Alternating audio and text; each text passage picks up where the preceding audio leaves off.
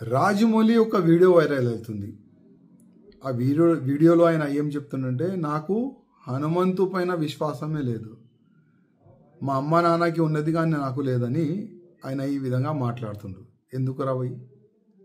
విశ్వాసం నీకు లేదు కానీ అదే ధర్మం పట్ల, అదే దేవుళ్ళ పట్ల మూవీస్ తయారు చేయాలి, కోట్ల రూపాయలు సంపాదించుకోవాలి. అసలేంది నీ ప్లాన్ ఏంది? నీ ఆలోచన ఏంది? అంటే ఆల్రెడీ ఇంకొక మూవీ తీస్తున్నావు వారణాసి, దాంట్లో మహేష్ బాబుకి తీసుకున్నావు. అంటే ఆ మూవీ ఎక్కువ ప్రచారం కావాలని నీ ఉద్దేశమా, లేక నిజమైన నువ్వు నాస్తికుడా? ఒకసారి డిక్లేర్ చేయి. అసలు నీ తప్పు కాదు, మా హిందువుల్లోనే ఒక తప్పు ఉన్నది. నీలాంటి ఫాల్టు డైరెక్టర్కి, ప్రొడ్యూసర్కి అసలు ఐడెంటిఫై మా హిందువులు చేస్తలేరు. నీకు ధర్మం పట్ల అభిమానం లేదు, మా దేవుళ్ళ పైన అభిమానం నీకు లేదు. నీ మూవీస్ ఎందుకు చూడాలి మా హిందువులు?